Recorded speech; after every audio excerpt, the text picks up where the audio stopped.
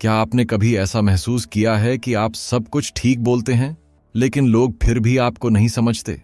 या जब आप कुछ कहना चाहते हैं तो शब्द गले में ही अटक जाते हैं? Imagine losing a job, a relationship और इवन अ ड्रीम, सिर्फ इसलिए क्योंकि आपने खुद को सही से एक्सप्रेस नहीं किया। इस वीडियो में हम सीखेंगे कम्युनिकेशन की वो स्किल्स जो आपकी पर्सनल और प्रोफेशनल लाइफ दोनों को बदल देंगी। अगले 10 मिनट में आपको वो सूत्र मिलेंगे जो दुनिया के सबसे इफेक्टिव कम्युनिकेटर्स को खास बनाते हैं। एक लार्ज की थी, नेहा। वो अपनी कंपनी की सबसे हार्ड वर्किंग एम्प्लॉई थी, लेकिन हर प्रमोशन उसके हाथ से फिसल जाता था। क्यों? क्योंकि मीटिंग में जब बोलने का मौका आता तो वो चुप हो जाती। उसे लगता, अगर मैंने कुछ गलत कह दिया तो? ये डर न जाने कितने लोगों को पीछे खींचता है। लेकिन एक दिन नेहा ने एक किताब पढ़ी, कम्युनिकेशन स्किल्स, और उसके बाद उसकी जिंदगी बदल गई। आज हम उसी जर्नी पर चलेंगे। तो चलिए शुरू करते हैं पहला chapter, the art of listening. Communication का पहला नियम है सुनो। लेकिन क्या हम सच में सुनते हैं? नहीं, हम अक्सर जवाब सोचते रहते हैं, सुनते नहीं। एक एक्सपेरिमेंट हुआ जहां 2 लोगों को सिर्फ एक दूसरे को सुनना था। जिसने पूरी अटेंशन दी उसे ज्यादा ट्रस्ट और रिस्पेक्ट मिला। एक्टिव लिसनिंग का मतलब है सामने वाले की आंखों में देखना, बीच में न टोकना और बॉडी लैंग्वेज से शो करना कि आप एंगेज्ड हैं। सोचिए, आप कब लास्ट टाइम किसी को ऐसे सुने थे? अब आगे बढ़ते हैं एक और पावरफुल स्किल की ओर। एक बार की बात है, एक लड़का इंटरव्यू देने गया। वो टेक्निकली बहुत स्ट्रांग था, लेकिन जब एचआर ने पूछा, टेल मी अबाउट योरसेल्फ, तो उसकी आवाज कांपने लगी, शब्द अटकने लगे। इंटरव्यू खत्म हुआ, लेकिन सिलेक्शन नहीं हुआ। क्यों? क्योंकि कम्युनिकेशन सिर्फ नॉलेज नहीं, कॉन्फिडेंस भी दिखाता है। अब सोचिए, क्या आप भी कभी ऐसी सिचुएशन में फंसे हैं? क्या आपका डर आपके शब्दों को मार रहा है? तो चलिए सीखते हैं स्पीकिंग विद कॉन्फिडेंस का पहला राज। सेल्फ कॉन्फिडेंस की सबसे बड़ी कुंजी है प्रैक्टिस और प्रेजेंस। बात करते वक्त आई कांटेक्ट रखें, शब्दों को धीरे धीरे और साफ बोलें, और सबसे जरूरी, साइलेंस से डरिए मत। ऋषि कपूर ने एक बार कहा था, पॉज इज पावरफुल। अगली बार जब आप कुछ कहें तो 1 सेकंड रुकिए, सोचिए और फिर बोलिए। इससे सामने वाले को लगेगा कि आप थॉटफुल हैं। सवाल, क्या आप ऐसे बोल सकते हैं कि लोग रुककर सिर्फ आपको सुने? अब जानते हैं कैसे वर्ड्स से ज्यादा असर डालती है आपकी बॉडी लैंग्वेज। आपका शरीर आपके शब्दों से पहले बोलता है। आपने देखा होगा, जब कोई झूठ बोलता है तो वो आंखें चुराता है या बार बार हाथ हिलाता है। बॉडी लैंग्वेज आपको इंस्टेंटली रिवील कर देती है। एक स्टडी के अनुसार कम्युनिकेशन में सिर्फ 7% वेट होता है वर्ड्स का, बाकी 93% आता है टोन और बॉडी से। सोचिए, अगर आपकी बॉडी बोले डर और जुबान बोले कॉन्फिडेंस, तो लोग क्या मानेंगे? इसलिए पॉस्चर, जेस्चर्स और फेशियल एक्सप्रेशंस पर काम करना कम्युनिकेशन का दूसरा नाम है। एक वक्त था जब सौरभ एक मैनेजर बनना चाहता था, लेकिन उसकी बॉडी हमेशा नर्वस रहती। झुकी हुई कमर, हिले हुए हाथ और कमजोर आई कांटेक्ट। फिर उसने एक छोटा सा बदलाव किया। उसने मिरर प्रैक्टिस शुरू की। रोज 10 मिनट वो खुद से बात करता, अपने हाथों को कंट्रोल करता, मुस्कुराता, और 30 दिन बाद वो कॉन्फिडेंट दिखने लगा। याद रखिए, बॉडी लैंग्वेज मसल मेमोरी से बदलती है। आप जैसा दिखते हैं वैसा महसूस करने लगते हैं। अब चलते हैं एक ऐसे टॉपिक की ओर जो हर इंसान को चाहिए, असर्टिवनेस। असर्टिवनेस का मतलब होता है बिना किसी को नीचा दिखाए अपने दिल की बात कहना। अक्सर लोग 2 एक्सट्रीम्स में फंस जाते हैं, या तो वो दब जाते हैं या अग्रेसिव हो जाते हैं। लेकिन असर्टिव होना मतलब होता है रिस्पेक्टफुली ना कहना आना। जैसे, I understand your point but I have a different view. सोचिए, कितनी बार आपने दिल पर बोझ रखकर हाँ कहा है और बाद में पछताया। अब वक्त है बाउंड्रीज सेट करने का, क्योंकि आप जो अलाउ करते हैं वही कंटिन्यू होता है। एक बार रजत ने अपनी बॉस से ओवरटाइम के लिए ना कह दिया, विनम्र लेकिन दृढ़ता से। बॉस पहले चौंकी, फिर कहा, आई अप्रिशिएट योर ऑनेस्टी। और यही है असर्टिवनेस की ताकत। वो आपको मजबूती देती है, सम्मान भी। अगली बार जब आपको लगे कि कुछ कहना है लेकिन डर है, उस डर को पहचानिए, डीप सांस लीजिए और काल्म होकर बोलिए, प्रैक्टिस ये मत कहता कि लड़ाई करो, बल्कि अपनी वैल्यू दिखाओ। अब हम आ रहे हैं उस चैलेंज पर जो हर रिलेशन में आता है, कॉन्फ्लिक्ट रेजोल्यूशन। कॉन्फ्लिक्ट यानी टकराव, चाहे ऑफिस में हो या घर में, अनअवॉइडेबल है। लेकिन ये आपकी कम्युनिकेशन स्किल ही होती है जो डिसाइड करती है कि वो कॉन्फ्लिक्ट बिगड़ेगा या सुधरेगा। एक छोटी सी कहानी, 2 कॉलीग्स का झगड़ा क्लाइंट के सामने हुआ। दोनों चिल्लाए, ब्लेम किया और क्लाइंट ने कॉन्ट्रैक्ट रद्द कर दिया। अब सोचिए, अगर उनमें से कोई एक काल्मली कहता, let's talk after the meeting, तो क्या आउटकम बदल जाता? Conflict resolution begins with listening, understanding and pausing before reacting. जब भी झगड़ा हो, पहला इंस्टिंक्ट होता है खुद को सही साबित करना। लेकिन एक मास्टर कम्युनिकेटर जानता है कि कॉन्फ्लिक्ट जीतने की नहीं, समझने की कोशिश है। अगली बार जब आप बहस में फंसें तो एक सवाल पूछिए, मैं क्या मिस कर रहा हूं? यह सवाल सामने वाले को सोचने पर मजबूर करेगा और बातचीत की दिशा बदल देगा। और जब आप सामने वाले के नजरिए को समझते हैं तो ट्रस्ट बढ़ता है। अब आते हैं उस स्किल पर जो सबका दिल जीत लेती है, emotional intelligence in communication. Emotional intelligence यानी अपने और दूसरों के इमोशंस को पहचानना और मैनेज करना। मान लीजिए कोई आपको गुस्से में कुछ कह दे, आप भी गुस्से में जवाब देते हैं तो बात बिगड़ती है। लेकिन अगर आप रुक कर सोचें, ये इंसान इतना रिएक्ट क्यों कर रहा है, तो आप उसका इमोशन समझते हैं और उसका रिस्पेक्ट पाते हैं। एक रिसर्च के मुताबिक हाई ईक्यू वाले लीडर्स अपनी टीम से ज्यादा लॉयल्टी और परफॉर्मेंस पाते हैं। सवाल यह है, क्या आप अपने वर्ड से दिल छू सकते हैं? रिया एक टीचर थी, लेकिन क्लास में अक्सर बच्चे ध्यान नहीं देते थे। फिर उसने एक छोटा सा चेंज किया। वो बच्चों के इमोशंस समझने लगी, क्यों परेशान हो, क्या हुआ, और धीरे धीरे बच्चे उसकी बातों को सुनने लगे। इमोशनल इंटेलिजेंस कम्युनिकेशन में एम्पैथी लाता है और एम्पैथी कनेक्शन बनाता है। सो नेक्स्ट टाइम जब कोई चुप हो, सिर्फ सवाल मत पूछिए, महसूस करिए। और अब बात करते हैं एक ऐसी स्किल की जो आज के ग्लोबल जमाने में हर किसी को चाहिए, क्रॉस कल्चरल कम्युनिकेशन। इमेजिन करिए, एक जापानीज क्लाइंट और एक इंडियन सेल्समैन की मीटिंग है। जापानीज क्लाइंट हर बात पर करता है, जबकि इंडियन सोचता है कि वो अनइंटरेस्टेड है, और मिसअंडरस्टैंडिंग यहीं से शुरू होती है। क्रॉस कल्चरल कम्युनिकेशन का मतलब है दूसरों की कल्चरल नॉर्म्स को समझना। कुछ कल्चर्स डायरेक्ट होते हैं, कुछ इनडायरेक्ट। कुछ आई कांटेक्ट को रिस्पेक्ट मानते हैं, कुछ डिसरिस्पेक्ट। इसलिए ग्लोबल वर्ल्ड में कनेक्ट होने के लिए cultural awareness must have skill है। अब बढ़ते हैं उस फियर की तरफ जो सबको डराता है, पब्लिक स्पीकिंग। स्टेज पर खड़े होकर बोलना। ये सुनते ही दिल की धड़कन तेज हो जाती है, हाथ कांपने लगते हैं। ऐसा सभी के साथ होता है।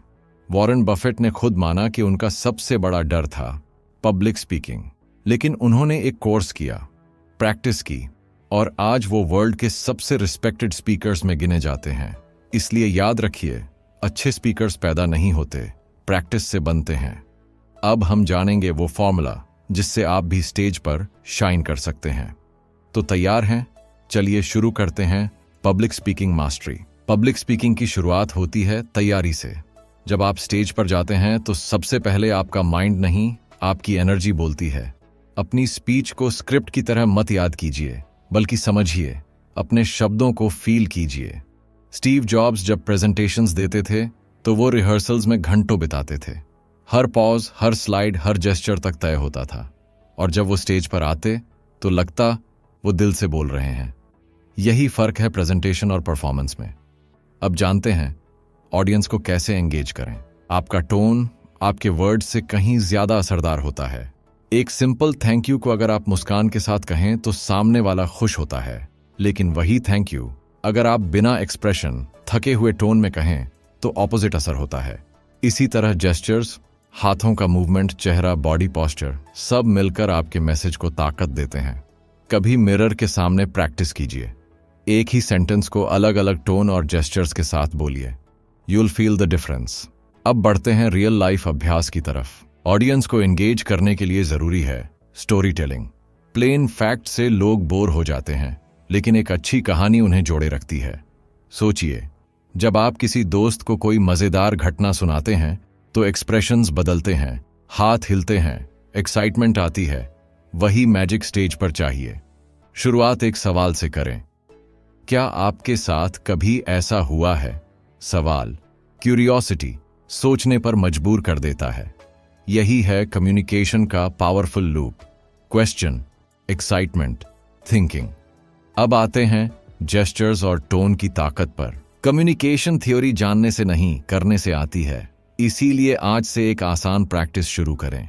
हर दिन किसी एक नए इंसान से बात करें। दुकान वाले से, गार्ड से, कॉलीग से। शुरू में ऑकवर्ड लगेगा, लेकिन धीरे धीरे आपके वर्ड्स फ्लो में आने लगेंगे। दूसरा टास्क, एक टॉपिक चुनिए और उस पर 2 मिनट खुद से बोलिए, मिरर के सामने या फोन में रिकॉर्ड करके। Practice builds confidence and confidence builds charisma. अब बात करते हैं टेक्नोलॉजी के जमाने में कम्युनिकेशन कैसे बदला है। आज के समय में हम व्हाट्सएप, जूम और ईमेल से कम्युनिकेट करते हैं, लेकिन क्या ये इफेक्टिव है? टेक्स्ट में टोन नहीं दिखती, इमोजीज इमोशंस नहीं दिखाते। एक ओके का मतलब गुस्सा भी हो सकता है और सिंपल एक्सेप्टेंस भी। इसलिए डिजिटल कम्युनिकेशन में क्लैरिटी सबसे जरूरी है। Short sentences, clear tone and context देना सीखिए। और हाँ, कॉल करने से कभी मत डरिए।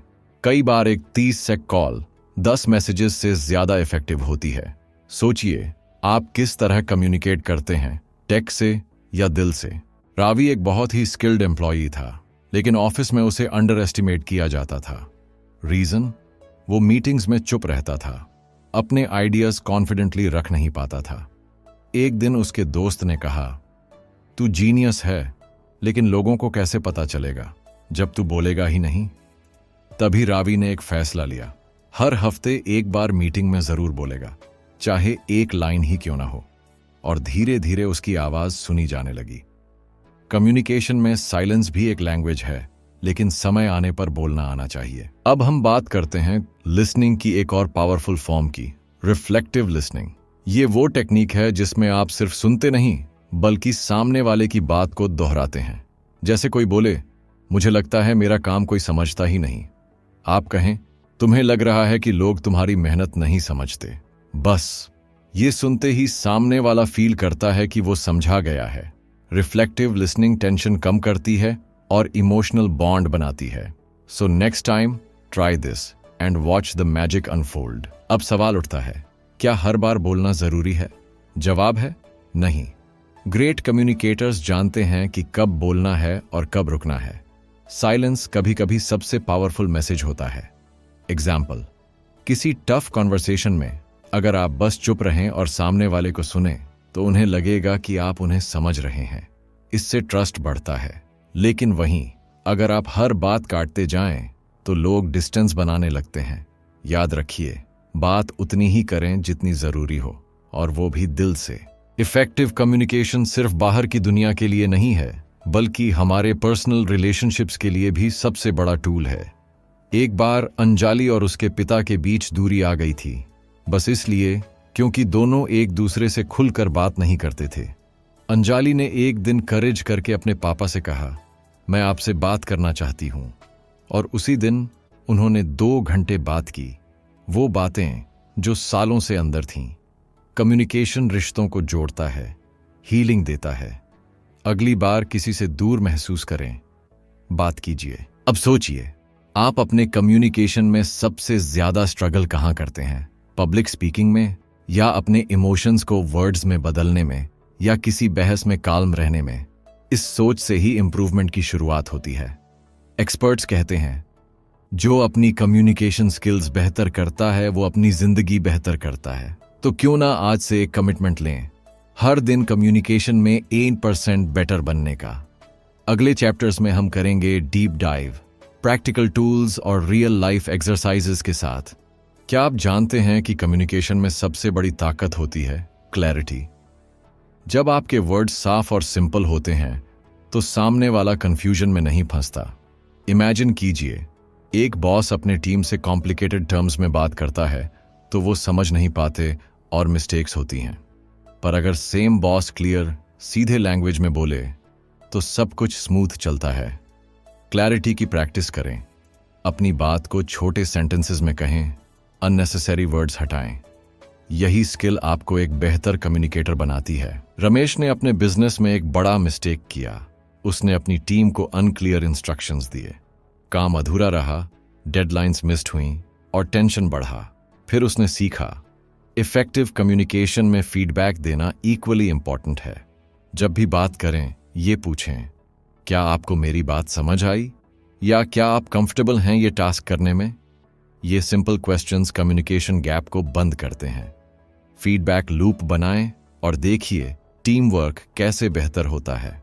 क्या आप जानते हैं, कम्युनिकेशन में टोन सिर्फ फेस टू फेस ही नहीं, बल्कि ईमेल्स, मैसेजेस और कॉल्स में भी दिखती है।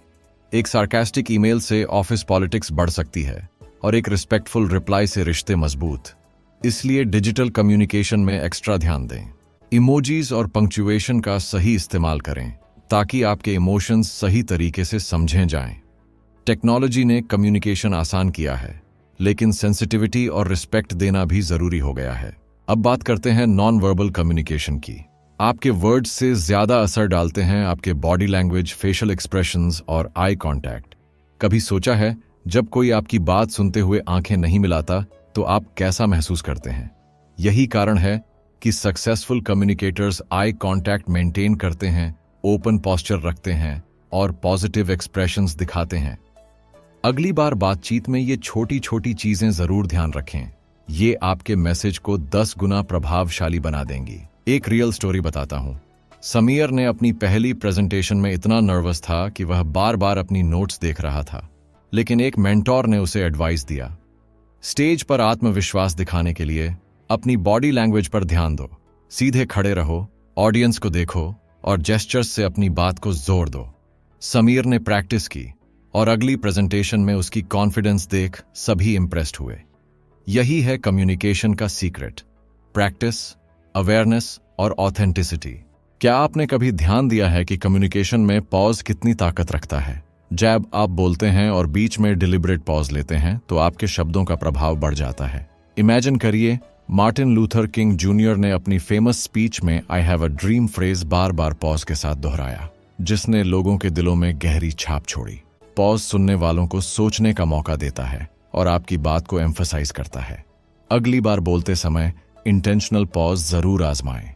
असर्टिवनेस की सबसे बड़ी चैलेंज होती है सही बैलेंस बनाना। कभी कभी लोग डरते हैं कि अगर वे असर्टिव होंगे तो सामने वाले को नुकसान होगा या वो नाराज हो जाएंगे।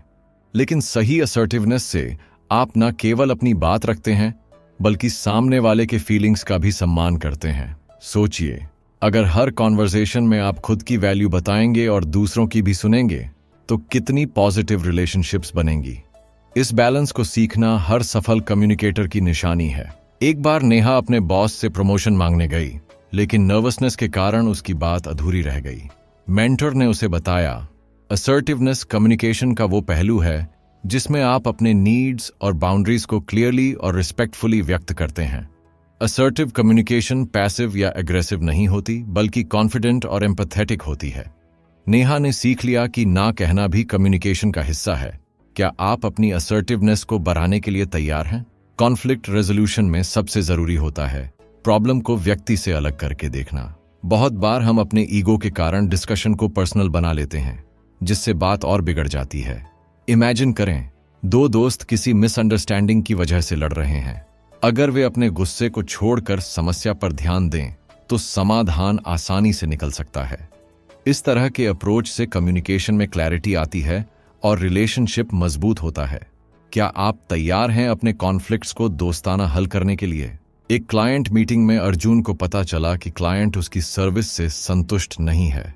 अर्जुन ने डिफेंसिव होने के बजाय कामली क्लाइंट की बातें सुनी और कहा, मैं आपकी चिंताओं को समझता हूं, चलिए मिलकर सॉल्यूशन निकालते हैं। ये काल्म एटीट्यूड और ओपन कम्युनिकेशन ने क्लाइंट के दिल में ट्रस्ट बढ़ाया। कॉन्फ्लिक्ट रेजोल्यूशन सिर्फ लड़ाई को खत्म करने का नाम नहीं, बल्कि एक नए समझौते की शुरुआत है। क्या आप तैयार हैं अपनी कम्युनिकेशन को नेक्स्ट लेवल पर ले जाने के लिए? इमोशनल इंटेलिजेंस या EQ कम्युनिकेशन की वो ताकत है जो हमारे शब्दों से भी ज्यादा असर डालती है। राहुल की कहानी सोचिए। एक स्ट्रेसफुल मीटिंग में उसने गुस्सा होने की बजाय कामली सिचुएशन समझी और रिस्पॉन्स दिया। उसकी इमोशनल इंटेलिजेंस ने सिचुएशन को एस्केलेट होने से बचाया। EQ हमें सिखाती है कि दूसरों की फीलिंग्स को समझना और अपने इमोशंस को मैनेज करना कम्युनिकेशन को स्मूथ बनाता है। क्या आप अपनी EQ बढ़ाने के लिए तैयार हैं? अब बात करते हैं एम्पैथी की, दूसरों की फीलिंग्स को महसूस करने की एबिलिटी। एम्पैथी कम्युनिकेशन में ब्रिज बनाती है। जब आप सामने वाले की बात को उनकी नज़रों से समझने की कोशिश करते हैं तो आपकी बातों में जादू आ जाता है। एग्जाम्पल, जब कोई दोस्त परेशान होता है और आप सिर्फ सुनते हैं बिना जज किए तो वो रिलैक्स महसूस करता है। एम्पैथी से रिश्ते मजबूत होते हैं और मिसअंडरस्टैंडिंग्स कम। क्या आप अपनी कम्युनिकेशन में एम्पैथी ला सकते हैं? इमोशनल इंटेलिजेंस बढ़ाने का सबसे पहला कदम है सेल्फ अवेयरनेस, मतलब अपने इमोशंस को समझना और पहचानना। जब आप जानते हैं कि कब आप अपसेट, नर्वस या एक्साइटेड हैं, तो आप बेहतर तरीके से कंट्रोल कर सकते हैं कि अपनी बात कैसे रखें। सोचिए, अगर आप स्ट्रेस में हों और गलती से हार्श वर्ड्स कह दें तो सिचुएशन बिगड़ सकती है। इसलिए खुद को समझना और पॉज लेना कम्युनिकेशन का पहला स्टेप है। अगली बार अपनी इमोशंस पर ध्यान दें। क्रॉस कल्चरल कम्युनिकेशन आज के ग्लोबल वर्ल्ड में बहुत जरूरी है। प्रिया की कहानी याद कीजिए, जो एक मल्टीनेशनल कंपनी में काम करती थी। डिफरेंट कल्चर्स से आने वाले कॉलीग्स के साथ बात करते समय उसे लैंग्वेज बैरियर्स, अलग कस्टम्स और एक्सप्रेशंस का सामना करना पड़ा। उसने सीखा कि ओपन माइंड और पेशेंस के साथ कम्युनिकेशन करना जरूरी है। कल्चरल डिफरेंसेस को समझना और रिस्पेक्ट करना इफेक्टिव कम्युनिकेशन का आधार है।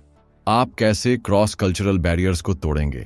पब्लिक स्पीकिंग में सबसे बड़ा डर होता है फियर ऑफ जजमेंट। लेकिन सच ये है कि ज्यादातर ऑडियंस आपकी गलती नहीं देखती, वे बस आपकी कहानी सुनना चाहते हैं। सोचिए, जब आप किसी फेमिलियर टॉपिक पर बात करते हैं तो कॉन्फिडेंस बढ़ जाता है। प्रिपरेशन, प्रैक्टिस और पॉजिटिव माइंडसेट से फियर खत्म हो सकता है। अगली बार जब आपको स्टेज पर जाना हो, सोचिए आप वहां ऑडियंस की मदद करने गए हैं, न कि सिर्फ बोलने। क्या आप अपने पब्लिक स्पीकिंग फियर्स को जीतने को तैयार हैं? पब्लिक स्पीकिंग में एक मैजिक ट्रिक होती है, स्टोरी टेलिंग। जब आप डेटा और फैक्ट्स की बजाय एक दिलचस्प कहानी सुनाते हैं तो ऑडियंस जुड़ जाती है। एक बार एनकिट ने अपनी बिजनेस प्रेजेंटेशन बोरिंग नंबर से शुरू की, कोई ध्यान नहीं दे रहा था। फिर उसने एक रिलेटेबल कहानी सुनाई और सब लोग पूरी तरह एंगेज्ड हो गए। स्टोरी एक इमोशनल कनेक्शन बनाती है। अगली बार जब भी स्टेज पर जाएं, एक कहानी से शुरुआत करें। आप खुद फर्क महसूस करेंगे। क्या आपने सोचा है कि स्टेज पर जाने से पहले माइंड को कैसे प्रिपेयर किया जाए? वन सिंपल मेथड है विजुअलाइजेशन। इमेजिन करिए कि आप कॉन्फिडेंटली स्टेज पर खड़े हैं, ऑडियंस मुस्कुरा रही है और हर वर्ड इम्पैक्ट डाल रहा है। ये मेंटल रिहर्सल आपका नर्वसनेस कम करता है। सचिन तेंदुलकर भी अपनी बैटिंग से पहले शॉट्स विजुअलाइज करते थे। यही तरीका पब्लिक स्पीकिंग में भी काम करता है। आप भी आज से विजुअलाइजिंग प्रैक्टिस शुरू करें। प्रेजेंटेशन स्किल्स में एक सबसे अंडररेटेड टिप है स्ट्रक्चर। जब आपकी बातों का एक लॉजिकल फ्लो होता है, introduction, main content and conclusion, तो ऑडियंस आपकी बात बेहतर समझती है। एक स्पीकर ने बिना स्ट्रक्चर के बोलना शुरू किया और सब कंफ्यूज हो गए, लेकिन दूसरे ने पहले कहा, मैं आज 3 बातें शेयर करूंगा, और हर पॉइंट को क्लियरली समझाया। क्लैरिटी और ऑर्डर आपके मैसेज को अनफॉरगेटेबल बना देते हैं। प्लान करें, फिर बोलें। अब बात करते हैं कम्युनिकेशन इन पर्सनल रिलेशनशिप्स। एक बार रितु और उसके पापा के बीच मिसअंडरस्टैंडिंग हो गई, बस इसलिए क्योंकि दोनों ने ठीक से एक दूसरे की बात नहीं सुनी। जब दोनों ने काल्मली बैठकर फीलिंग्स एक्सप्रेस की तो हर कंफ्यूजन साफ हो गया। पर्सनल रिलेशनशिप्स में कम्युनिकेशन का मतलब सिर्फ बोलना नहीं, बल्कि इमोशंस को ऑनेस्टली और रिस्पेक्टफुली शेयर करना है। किसी अपने को कॉल करके पूछिए, तुम सच में कैसे हो? पर्सनल रिलेशनशिप्स में एक और गोल्डन रूल है, listen to understand, not to reply.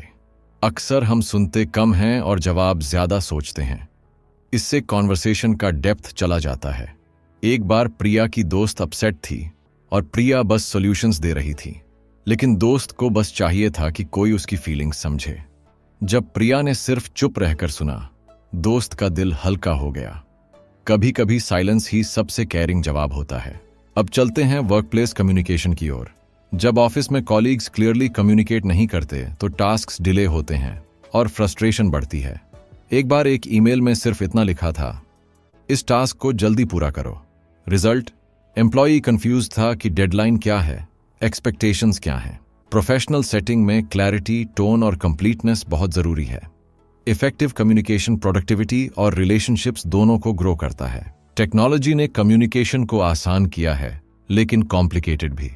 WhatsApp, zoom और ईमेल्स ने इंस्टेंट कॉन्टैक्ट तो दिया, लेकिन डिस्ट्रैक्शंस और मिसअंडरस्टैंडिंग्स भी बढ़ी। एक बार समीर ने एक मैसेज को गलत समझकर अपने दोस्त से झगड़ा कर लिया। Lesson: tone can't always be red in text, इसलिए कभी क्रिटिकल बात हो तो फोन कॉल या फेस टू फेस बात करें। सही मीडियम चुनना कम्युनिकेशन का बड़ा हिस्सा है। वर्कप्लेस में एक और जरूरी स्किल है ईमेल एटिकेट। सोचिए, एक ईमेल में सिर्फ कैप्स लॉक में लिखा हो सेंड दिस नाउ, तो सामने वाला डर जाएगा या नाराज हो जाएगा। इसलिए ईमेल्स में प्रॉपर ग्रीटिंग, क्लियर सब्जेक्ट और रिस्पेक्टफुल टोन यूज करना कम्युनिकेशन को स्मूथ बनाता है। एक छोटी सी line, thank you for your time, आपकी इमेज प्रोफेशनल और रिस्पेक्टफुल बनाती है। क्या आप भी आज से अपनी ईमेल स्किल्स सुधारेंगे? कम्युनिकेशन में आज सबसे बड़ा चैलेंज है ओवरलोड। इतना कंटेंट, इतना इंफॉर्मेशन कि लोग सुनते नहीं, स्क्रॉल कर जाते हैं। ऐसे में आपकी बात का असर कैसे हो? Simple: make it relevant, emotional and valuable.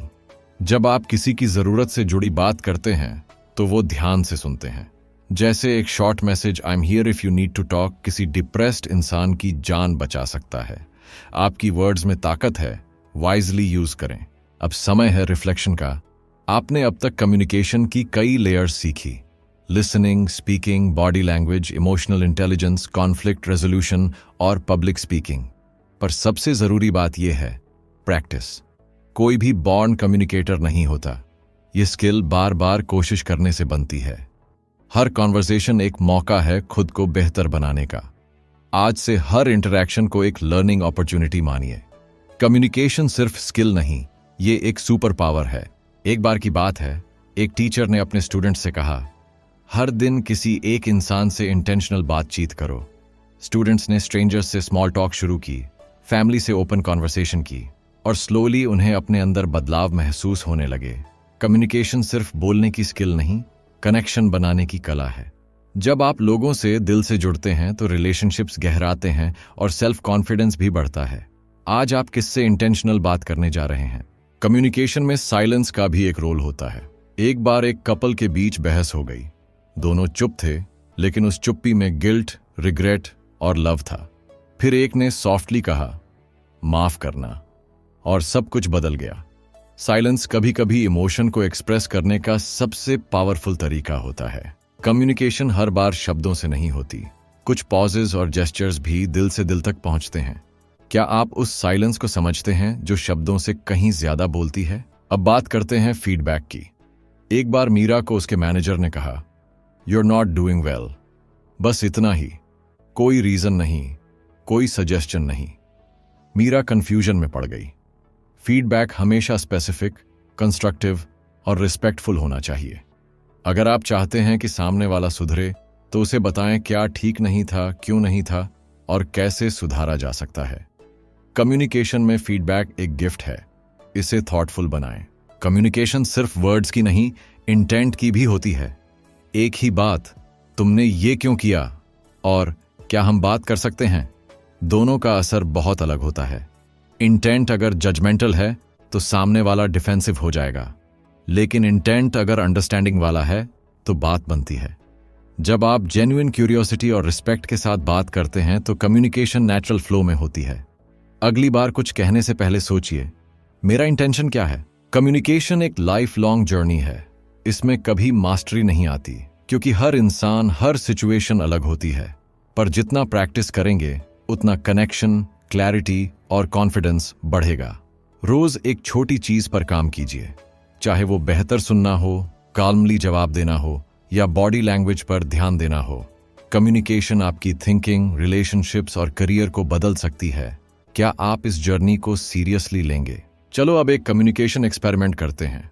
आज जब आप किसी से बात करें तो उसे बिना इंटरप्ट किए पूरी बात कहने दें। फिर एक मोमेंट पॉज लें और जवाब सोच कर दें। आप पाएंगे कि कॉन्वर्सेशन का लेवल ही बदल गया है।